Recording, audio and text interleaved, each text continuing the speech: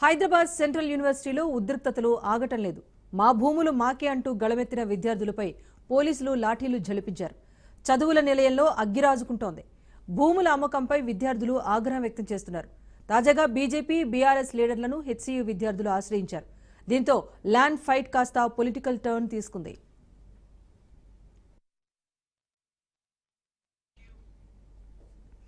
చదువుల నిలయం పోరాట క్షేత్రంగా మారుతోంది. భూముల అమ్మకానికి వ్యతిరేకంగా హైదరాబాద్ సెంట్రల్ యూనివర్సిటీలో ఆందోళనలు మిన్నంటున్నాయి. అటు జేసీబీలతో భూమిని చదును చేసే కార్యక్రమం కొనసాగుతూనే ఉంది.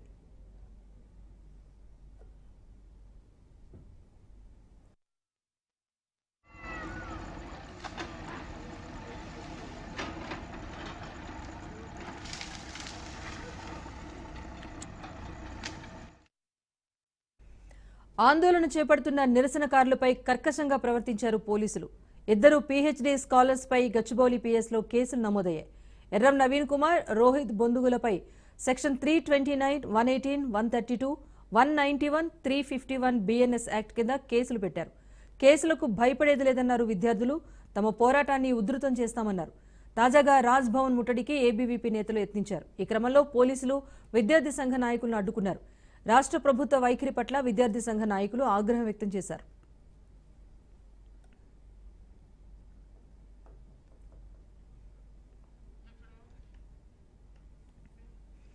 కొద్ది రోజులుగా తమ భూములు తమకే అంటూ హెచ్సీయూలో నిరసనలు కొనసాగుతున్నాయి.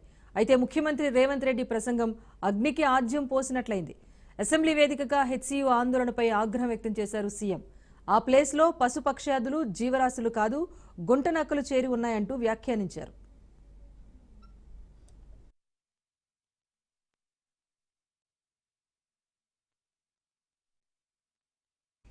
మరోవైపు హెచ్సీయూ భూములపై రాజకీయ రగడ నెలకొంది. 400 ఎకరాలను అమ్మి రాష్ట్రాన్ని పాలిస్తారా అంటూ కాంగ్రెస్ ప్రభుత్వంపై మండిపడ్డారు కేంద్ర సహాయ మంత్రి బండి సంజయ్. అవి అమ్మితేనే రాష్ట్ర పాలన కొనసాగుతుందా అంటూ చెప్పుకొచ్చారు. విద్యా కేంద్రంలో ఇంత జరుగుతున్నా ఎడ్యుకేషన్ కమిషన్ ఏం చేస్తోంది అని నిలదీశారు బండి సంజయ్.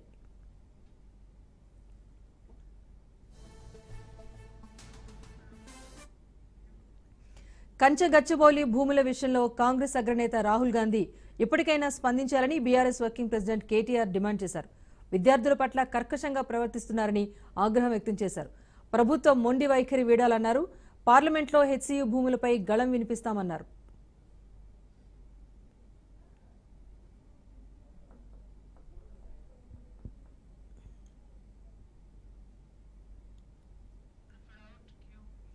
ఇక కంచె గచ్చిబౌలి భూములపై టీజీఐఐసీ కీలక ప్రకటన చేసింది. ఆ 400 ఎకరాల భూమి ప్రభుత్వానిదేనని స్పష్టం చేసింది. ప్రాజెక్టులో సెంట్రల్ యూనివర్సిటీ భూమి లేదని తెలిపింది. అయితే టీజీఐఐసీ వాదనలను హెచ్సీయూ ఖండించింది. ఎలాంటి సర్వే చేపట్టలేదని స్పష్టం చేసింది. 2024 జూలైలో వర్సిటీ ప్రాంగణంలో ఎలాంటి సర్వే జరగలేదని స్పష్టం చేసింది. అలాగే భూముల హద్దుల నిర్ణయానికి తాము అంగీకరించలేదని పేర్కొంది. ఆ ప్రాంత పర్యావరణ, జీవ వైవిధ్యాన్ని పరిరక్షించాలని తెలంగాణ ప్రభుత్వాన్ని కోరింది హెచ్సీయూ.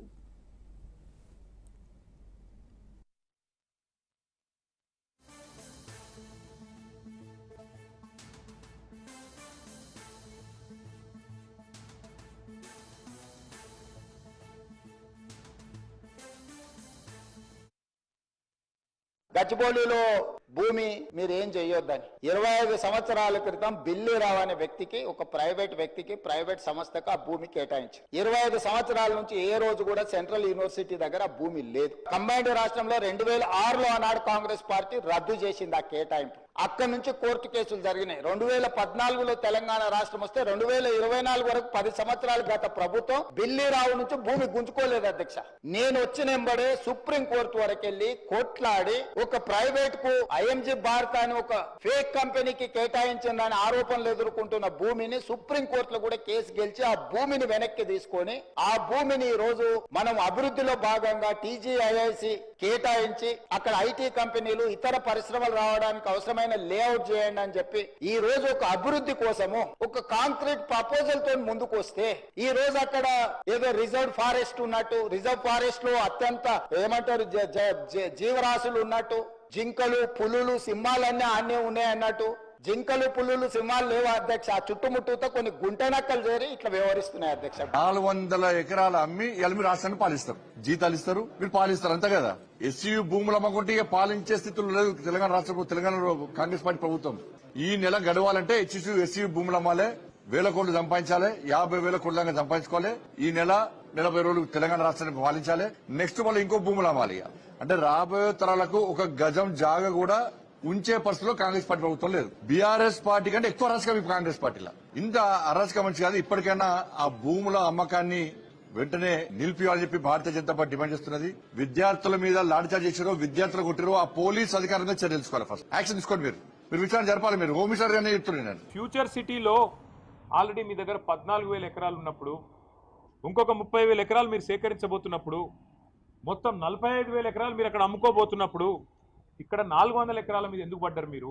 ఇబ్బడి ముబ్బడిగా మెషిన్లను పంపి, వందల సంఖ్యలో పోలీసు వాళ్ళను పెట్టి, అడ్డం వచ్చిన పిల్లలను ఇష్టం వచ్చినట్టు కొట్టి, వాళ్లను ఆడపిల్లలను చూడకుండా బట్టలు చింపి, ఒక దుశ్శాసన పర్వానికి తెరదీసి, ఇంత అరాచకం ఏదైతే రేవంత్ రెడ్డి ప్రభుత్వం చేస్తున్నదో, మరి అక్కడ పక్షులు, అక్కడ నెమళ్ళు కేకలు పెడుతున్నాయి, గొంతు చించుకుంటున్నాయి. ఇది మీకు వినబడతలేదా రాహుల్ గాంధీ గారు? నేను అడుగుతా ఉన్నా. పర్యావరణ ప్రేమికులు, దేశ స్థాయిలో రాష్ట్ర స్థాయిలో ఉన్నవాళ్ళు, మేధావులు మౌనంగా ఎందుకున్నారని మేము అడుగుతున్నాం. పిల్లలు అడుగుతున్నాం. మీకేం కనబట్లేదా? ఫ్యూచర్ సిటీలో 45,000 ఎకరాలు మీరు సేకరించి అమ్ముకుంటానని ఓపెన్గా బడ్జెట్లో చెప్తున్నారు, బయట చెప్తున్నారు. మరి 400 ఎకరాలు వదిలేస్తే మీకు పోయేదేముంది? వచ్చిన నష్టం ఏముంది? హైదరాబాద్ క్రికెట్ అసోసియేషన్ వివాదంపై సీఎం రేవంత్ రెడ్డి సీరియస్ అయ్యారు. ఎస్ఆర్హెచ్ యాజమాన్యాన్ని వేధింపులకు గురిచేసి పాస్లు అడిగిన విషయంపై సీఎంఓ వివరాలు సేకరించింది.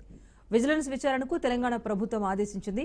విచారణ జరపాలని విజిలెన్స్ డీజీ కొత్తకోటకు ఆదేశించారు. ఎస్ఆర్హెచ్ యాజమాన్యాన్ని పాస్ల కోసం ఇబ్బంది పెడితే కఠిన చర్యలు తీసుకుంటామని రేవంత్ హెచ్చరించారు. ఇక ఇప్పటికే పాసెస్పై ఎస్ఆర్హెచ్ లేఖ రాసింది. పాస్లు ఇవ్వకపోతే బాక్సులకు తాళాలు వేసి ఇబ్బందులు పెట్టారని లేఖలో తెలిపింది. ఇప్పటికే విచారణ జరుపుతున్నామని రాచకొండ పోలీసులు సైతం తెలిపారు. రాజీవ్ యువ వికాసంపై deputy CM Bhatti Vikramarka video conference నిర్వహించారు. రాజీవ్ యువ వికాసం పథకం దరఖాస్తుకు గడువు పెంచారు. ఏప్రిల్ 14 వరకు గడువు పెంచింది తెలంగాణ ప్రభుత్వం. ఏప్రిల్ 5వ తేదీతో గడువు ముగియనుండటంతో తాజాగా మరోసారి 14వ తేదీ వరకు పొడిగించింది. ఈ పథకాన్ని విజయవంతం చేయాలని కలెక్టర్లకు దిశానిర్దేశం చేశారు. అధికారులు, ప్రజాప్రతినిధులు సమన్వయంతో పనిచేయాలని సూచించారు Bhatti Vikramarka.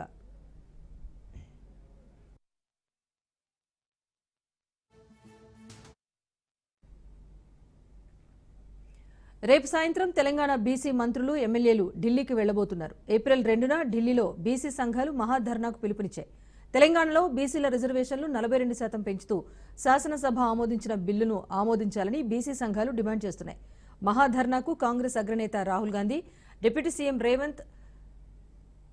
Revanth, deputy CM Bhatti, PCC chief Mahesh Kumar Goud హాజరు కానున్నారు. బీసీ బిల్లును ఆమోదించాలని బీసీ మంత్రులు, ఎమ్మెల్యేలు, కేంద్ర మంత్రులు, అన్ని రాజకీయ పార్టీల నేతలను కలవనున్నారు. అనకాపల్లి జిల్లా యలమంచిలిలో మంత్రి నారా లోకేష్ ఆసక్తికర వ్యాఖ్యలు చేశారు. పార్టీలో విభేదాలకు ఫుల్ స్టాప్ పెట్టాలని, కలిసి పనిచేయాలని సూచించారు. చిన్న చిన్న మనస్పర్ధలు వచ్చాయని అలగటం మంచిది కాదని నేతలు, కార్యకర్తలకు హితవు పలికారు.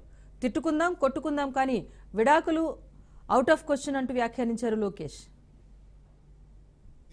శాసనసభ్యులు గెలిచారు, ఆ మిత్రధర్మం నిలబెట్టుకోవాల్సిన బాధ్యత మనందరిపైన ఉందని ఈ సభాముఖంగా కార్యకర్తలందరికీ నేను తెలుపుతున్నా.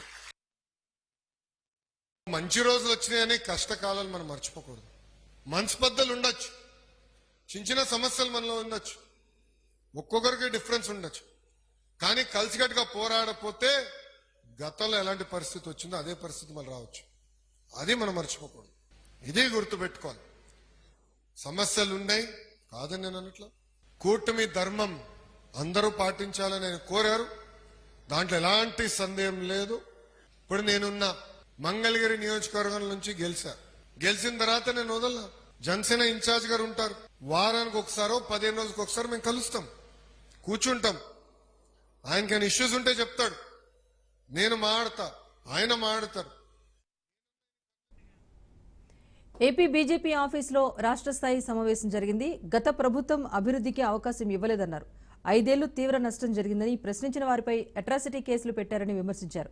గతంలో రోడ్ల దుస్థితి మరీ దారుణంగా ఉండేదన్న పురంధేశ్వరి మద్యం, విద్యుత్లో భారీగా అక్రమాలకు పాల్పడ్డారని ఆరోపించారు. బీజేపీ ప్రజాగళం వినిపించింది కనుకే ఏపీ డబుల్ ఇంజిన్తో అభివృద్ధిలో సుపరిపాలన అందిస్తోందన్నారు. ప్రధాని Modi, CM Chandrababu, deputy CM Pawan Kalyan సమన్వయంతో ముందుకు వెళ్తున్నామన్నారు ఆమె. జరిగింది. అదేవిధంగా క్రియాశీల సభ్యుల్ని కూడా చేర్చుకోవాలి అని చెప్పి ఒక కార్యక్రమం చేపట్టాము.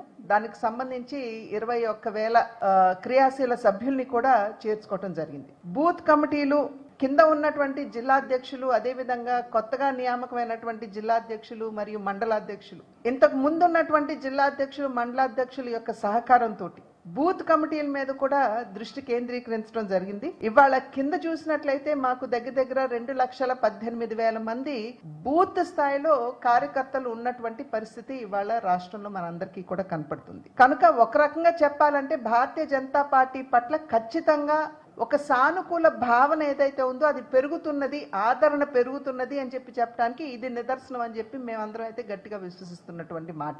కిందకి వెళ్ళి మోడీ గారి గురించి కానీ భారతీయ జనతా పార్టీ గురించి కానీ మాట్లాడినప్పుడు ప్రతి ఒక్కరూ కూడా ముందుకు వచ్చి ఆశీర్వదించడానికి మేము సన్నద్ధంగా ఉన్నాము అనేటువంటి విషయం కూడా ప్రజల నుండి వస్తున్నటువంటి భావన. ఇవాళ 3 పర్యాయాలు కేంద్రంలో భారతీయ జనతా పార్టీ అధికారంలోకి వచ్చింది అని అంటే అది ప్రజల్లో ఉన్నటువంటి ఆ సానుకూల భావన ఏదైతే ఉందో అదే ఆశీర్వాదంగా మారి, ఆదరణగా మారి 3వ పర్యాయం కూడా నరేంద్ర మోడీ గారి నాయకత్వంలో మరి ఎన్డీఏ కూటమి. మాజీ మంత్రి కాకాని గోవర్ధన్ రెడ్డి పోలీసుల విచారణ మంగళవారానికి వాయిదా పడింది. ఇవాల్టి విచారణకు కాకాని గైర్హాజరయ్యారు. దీంతో పోలీసులు హైదరాబాద్లోని కాకాని నివాసానికి వెళ్లారు. అక్కడ కూడా లేకపోవడంతో కుటుంబ సభ్యులకు నోటీసులు అందించారు. మంగళవారం ఉదయం 11 గంటలకు విచారణకు హాజరు కావాలని నోటీసుల్లో పేర్కొన్నారు. వైసీపీ హయాంలో మైనింగ్కు సంబంధించి అవకతవకలు జరిగినట్టు ఆరోపణలు వెల్లువెత్తాయి. ఈ మేరకు అందిన ఫిర్యాదుతో మాజీ మంత్రి కాకాని గోవర్ధన్ రెడ్డిపై కేసు నమోదైంది. ఈ కేసులో కాకాణిని విచారించేందుకు నెల్లూరు పోలీసులు ప్రయత్నం చేస్తున్నారు. ఇందులో భాగంగా ఆయనకు నోటీసులు అందించారు. నెల్లూరులోని ఆయన ఇంటికి వెళ్లిన పోలీసులు అక్కడ ఎవరూ లేకపోవడం, వాళ్ల ఫోన్లు స్విచ్ ఆఫ్ చేసి ఉండటంతో గోడకు నోటీసులు అంటించారు. నెల్లూరు రూరల్ పోలీస్ స్టేషన్లో విచారణకు హాజరు కావాలని నోటీసుల్లో పేర్కొన్నారు. అయితే ఈ విచారణకు కాకాని గోవర్ధన్ రెడ్డి హాజరు కాలేదు. దీంతో పోలీసులు మరోసారి నోటీసులు ఇచ్చేందుకు హైదరాబాద్ వెళ్లి అక్కడ నోటీసులు అందజేశారు.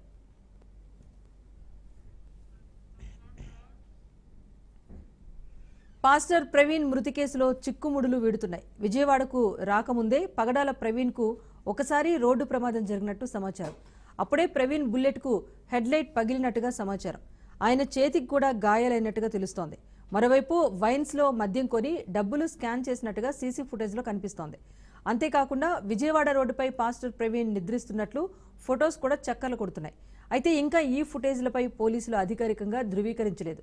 మరోవైపు సీసీ ఫుటేజ్లో ఉన్నది పగడాల ప్రవీణ్ కాదని క్రైస్తవ సోదరులు అంటున్నారు.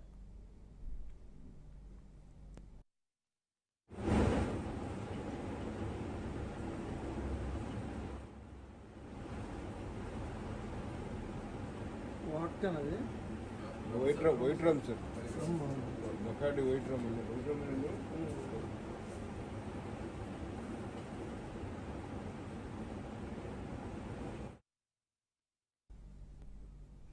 మాజీ మంత్రి కొడాలి నాని ఫ్యామిలీ ముంబైకి బయలుదేరింది. గుండె సమస్యతో బాధపడుతున్న కొడాలి నానికి మెరుగైన చికిత్స అందించడం కోసం ముంబైకి తరలించారు.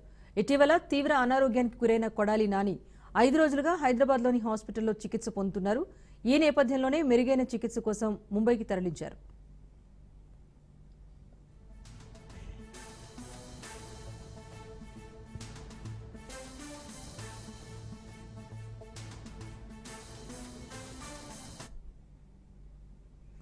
నాగర్ కర్నూలు జిల్లాలో దారుణం చోటు చేసుకుంది. ఆలయానికి వచ్చిన వివాహితపై గ్యాంగ్ రేప్కు పాల్పడ్డారు కొంతమంది యువకులు. మొక్కులు చెల్లించుకునేందుకు దంపతులు గుడికొచ్చినట్టుగా తెలుస్తోంది. అయితే ఉదయం కాలకృత్యాల కోసం మహిళ నిర్మానుష్య ప్రదేశానికి వెళ్లగా అక్కడే వివాహితపై యువకులు సామూహిక అత్యాచారం చేసినట్టుగా సమాచారం. బాధితుల ఫిర్యాదుతో రంగంలోకి దిగిన పోలీసులు 5 యువకుల్ని అదుపులోకి తీసుకున్నట్టుగా తెలుస్తోంది. ఆలస్యంగా వెలుగులోకి వచ్చిన ఘటన కలకలం రేపుతోంది. ఊరుకొండపేట ఆంజనేయ స్వామి ఆలయ సమీపంలో ఈ ఘటన జరిగింది.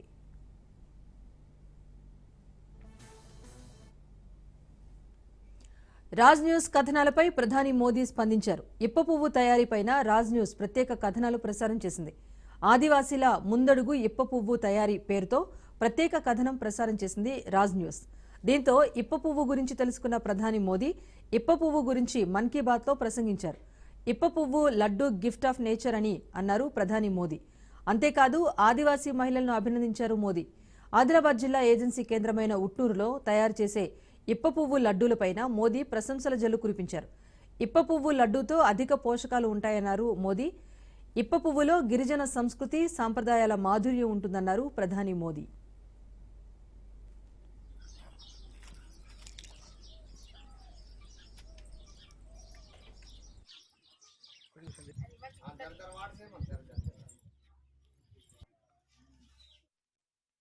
మాట్లాడేదానికి చాలా చాలా ధన్యవాదాలు. ఎందుకంటే మేము ఆదివాసులం, ఎక్కడనో ఉన్న వాళ్ళతోని మేము లడ్డు చేసడము ఫస్ట్ కూడా మేము చేసినాము, తిన్నాము. కానీ ఇంత పోషకాహారాలు ఉంటాయని మేము తెలుసుకోలేదు. చాలా పోషకాహారాలు ఉంటాయని గవర్నమెంట్ తీసుకున్న దానికి కలెక్టర్, మా ఆదిలాబాద్ కలెక్టర్ గారికి కానీ, మా ఐటీడీఏ పిఓ మేడంకి కానీ, ఇతర మన ఐఏఎస్ ఆఫీసర్ వాళ్ళకి చాలా నా ధన్యవాదాలు.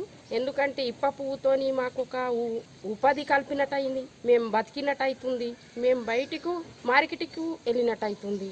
ఇంకా ఇక్కడ కాకుండా దేశమంతా మా మార్కెట్ వెళ్ళిపోతే ఇంకా మేము ఆర్థికంగా ఎదుగుతామని నేను ఆశిస్తూ మంకీ ప్రోగ్రాంలో మోడీ మాట్లాడు చాలా చాలా ధన్యవాదాలని నేను ముగిస్తున్నాను.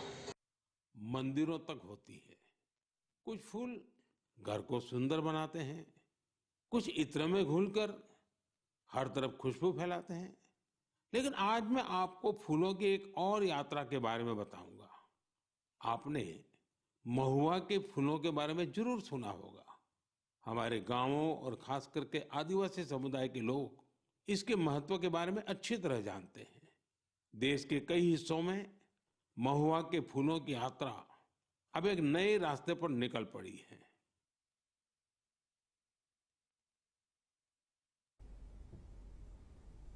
బీజేపీ ఎంపీలతో పార్టీ అధ్యక్షుడు నడ్డా సమావేశమయ్యారు. జమిలీ ఎన్నికలపై చర్చించారు. వన్ నేషన్ వన్ ఎలక్షన్ అవసరంపైన ఎంపీలు ప్రజలకు వివరించాలన్నారు నడ్డా. జమిలీ ఎన్నికలపై తప్పుడు ప్రచారాన్ని తిప్పికొట్టాలని సూచించారు.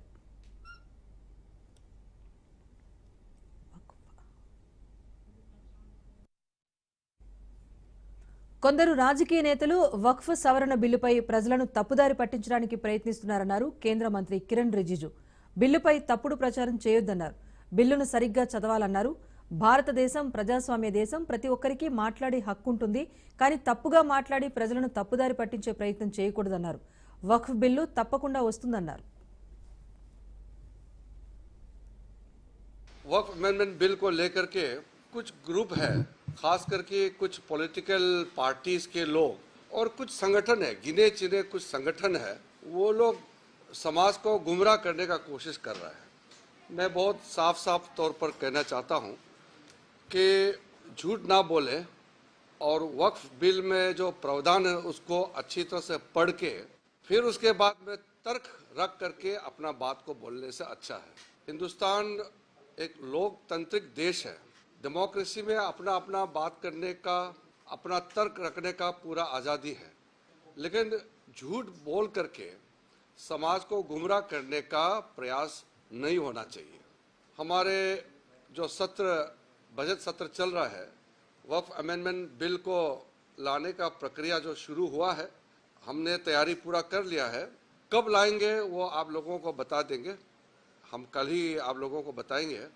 लेकिन वक्फ बिल आने से पहले समाज में तनाव पैदा करने के लिए कुछ संगठन जो प्रयास कर रहा है हमारा नज़र में आ रहे हैं. वक्फ अमेंडमेंट बिल को लेकर के कुछ ग्रुप है. బెంగాల్లో అల్లర్లను రెచ్చగొట్టే ప్రయత్నాలు జరుగుతున్నాయని, అలాంటి వారి ఉచ్చులో పడొద్దని పశ్చిమ బెంగాల్ సీఎం మమతా బెనర్జీ పిలుపునిచ్చారు. బెంగాల్ ప్రభుత్వం మైనార్టీలకు అండగా నిలుస్తుందని, రాష్ట్రంలోని మత సామరస్యాన్ని ఎవరూ దెబ్బతీయలేరని, అన్ని మతాలను పరిరక్షించేందుకు ప్రాణత్యాగానికైనా సిద్ధమని అన్నారు. బీజేపీ విభజన రాజకీయాలు చేస్తోంది అంటూ ఆరోపించారు. కోల్కతాలోని రెడ్ రోడ్లో జరిగిన ఈద్ ప్రార్థనల్లో మమతా బెనర్జీ పాల్గొన్నారు. బీజేపీ విభజన రాజకీయాలకు పాల్పడుతోందని, వారికి మైనార్టీలతో సమస్య ఏదైనా ఉంటే అందుకోసం దేశ రాజ్యాంగాన్ని మారుస్తారా అంటూ ప్రశ్నించారు. आप ये बात मत सोचिए कि हमारा कोई जगह में कोई कहेगा कि ये रेस्ट्रिक्शन आपको मानना है, हमको पूछा गया था। बम राम एक साथ में जाया कलकत्ता से टिकट खरीद के जाके बोला, हमको पूछा आर यू हिंदू? हमने बोला हम Gaurav Prasad, I am Hindu, I am Muslim, I am Sikh, I am Isai, I am Indian, what can you do? क्या चाहते हैं लोग? डिवाइड एंड रूल चाहते हैं? हम नहीं चाहते हैं। हमारा जिंदगी देश के लिए कुर्बानी है, साथ साथ में फॉर रिलीजियन के लिए, फॉर कास्ट के लिए, फॉर किड के लिए, फॉर कम्युनिटी के लिए, हर परिवार के लिए हमारा जिंदगी आपके लिए। आप सलामत रहे तो हम सलामत रहेगा, ये आपको मालूम होना चाहिए। का साथ में है, आप ये बात मत सोचिए कि हमारा कोई जगह में कोई कहेगा कि ప్రధాని నరేంద్ర మోదీపై శివసేన నేత సంజయ్ రౌత్ సంచలన వ్యాఖ్యలు చేశారు. ప్రధానమంత్రి సెప్టెంబర్లో పదవీ విరమణ చేయాలని అనుకుంటున్నారని, నాగ్పూర్లోని ఆర్ఎస్ఎస్ కార్యాలయాన్ని ఆయన ఇటీవల సందర్శించడం వెనుక కారణం అదే కావచ్చని అన్నారు. గత 10-11 ఏళ్లుగా ఆర్ఎస్ఎస్ ప్రధాన కార్యాలయానికి వెళ్లని మోదీ ఇప్పుడు ఆ పని చేశారు అంటే ఆర్ఎస్ఎస్ చీఫ్ మోహన్ భగవత్ను కలుసుకుని టాటా బై బై చెప్పడానికే కావచ్చని అన్నారు. దేశ నాయకత్వాన్ని మార్చాలని ఆర్ఎస్ఎస్ భావిస్తున్నట్టు తాను నమ్ముతున్నానని, తన రిటైర్మెంట్ అప్లికేషన్ అందజేయడానికి మోదీ ఆర్ఎస్ఎస్ కార్యాలయానికి వెళ్లుండొచ్చని సంజయ్ రౌత్ అన్నారు. सितंबर में रिटायरमेंट का एप्लीकेशन लिखने के लिए शायद वो आरएसएस मुख्यालय गए। मेरी जो जानकारी है 10-11 साल में कभी मोदी जी गए नहीं। मोदी जी गए हैं वो बताने के गए हैं मोहन राव भागवत जी से कि टाटा बाय बाय मैं जा रहा हूँ। अब देखिए 2 बातें हैं आरएसएस की जो मेरे समझ में आई है। एक तो मोहन राव भागवत సంజయ్ రౌత్ చేసిన వ్యాఖ్యలను మహారాష్ట్ర సీఎం దేవేంద్ర ఫడ్నవీస్ తోసిపుచ్చారు. దేశానికి మోదీ ఇంకా చాలా ఏళ్లు నాయకత్వం వహిస్తారన్నారు. 2029లోనూ మోదీని ప్రధానమంత్రిగా మనం చూస్తామని, ఆయన వారసుని అన్వేషించాల్సిన అవసరం లేదని చెప్పారు. ఆయనే మా నేత, ఆయనే కొనసాగుతారు. మన సంస్కృతిలో తండ్రి బతికుండగా వారసుని గురించి మాట్లాడడం అది మొఘలుల సంస్కృతి. దానిపై చర్చించేందుకు ఇంకా సమయం రాలేదు అన్నారు ఫడ్నవీస్.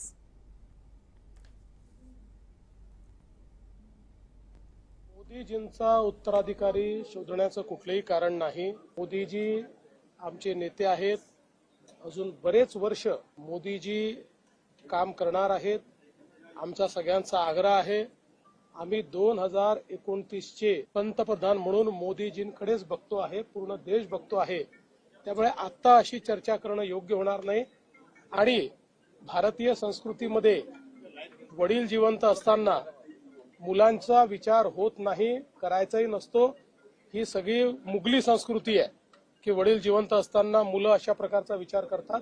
त्यामुळे आता कोणाचाही कुठेही उत्तर